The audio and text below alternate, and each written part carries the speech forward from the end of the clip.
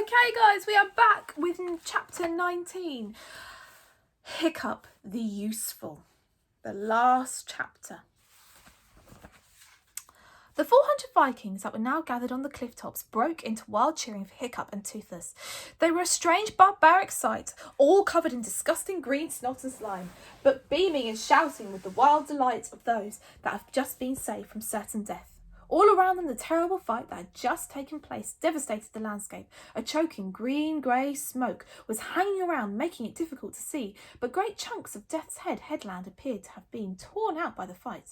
Avalanches of rock were piled up on the beach.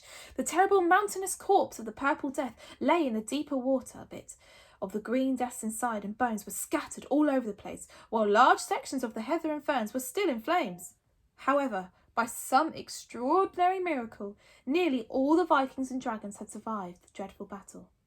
I say nearly all, because when Toothless crept out forward to lick the face of his master with a flickering forked tongue, Stoic noticed a ghastly wound on the dragon's little chest, which was pouring with bright green blood. The talon of the Green Death had pierced the very heart of the supposedly heartless little dragon. Toothless followed Stoic's gaze and looked down at the first time. He let out a squeal of terror and fainted dead away. 2 days later, Hiccup woke up, aching all over and very, very hungry. It was a late night. He was lying in Stoic's own great bed. The room seemed to be crowded with a great deal of people. Stoic was there, and Valhallarama, and Old Wrinkly, and Fishlegs, and most of the elders of the tribe. There were dragons there too, Newt's Breath and Hookfang snapping and biting around Stoic's leg, and Horrorcow perched on the end of Hiccup's bed. The dragons had flown back as soon as they had heard the explosion and realised the masters of Berk were masters once more. Being dragons, they had given no explanation for their disappearance, but they did have the grace to look a little sheepish. "He's alive!" shouted Stoic in triumph, and everybody began to cheer. Valhallarama gave Hiccup a rousing punch on the shoulder, which is the Viking mother's equivalent of a really big hug. "We're all here," said Valhallarama, "willing you to wake up." Hiccup sat straight up in bed, suddenly very awake indeed. "But you're not all here," he said. "Where's Toothless?" Everybody looked shifty and nobody would look at Hiccup.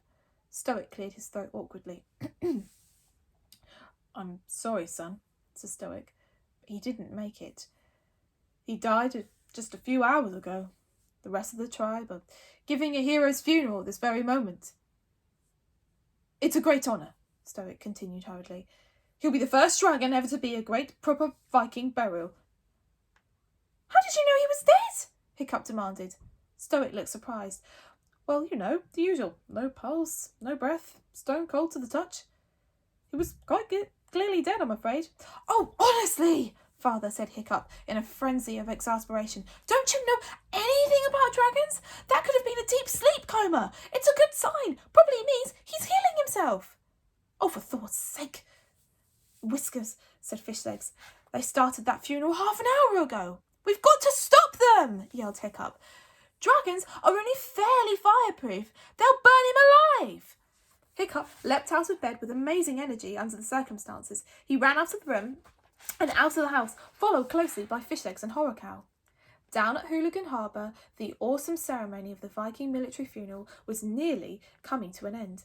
It was an incredible sight if Hiccup had been in the mood for it. The sky was crammed with stars. The sea was glass flat. The entire tribes of Hooligan and Meathead were gathered motionless on the rocks, and every single person was carrying a lighted torch in one hand. Even Snotlat was there, trying to look solemn, with his helmet off his head out of respect and his hair neatly brushed. "Good riddance to the newt with wings," he was whispering slightly to Dog's Breath with Durbrain, and Dog's Breath sniggered. "Serve him right for breaking the law," sneered Fireworm to Seaslug, who was picking his nose on Dog's Breath's shoulder.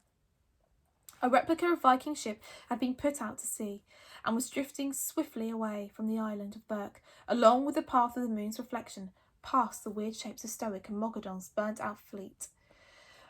Hiccup could just see the small body of Toothless laid out in the boat. Beside him lay Stoic's shield, the dragon's tooth still stuck in it like a gigantic alien sword. Gob the Belch sounded a mournful signal on his horn. He was now completely recovered after his unexpected flight. 26 of Stoic's finest archers, standing to attention at the right of the harbour, lifted their bows into the air. Every bow was loaded with an arrow in flame. "No!" yelled Hiccup, with the best yell he had ever yelled. But it was too late. The flaming arrows soared gracefully through the air. They landed on the ship and set it alight.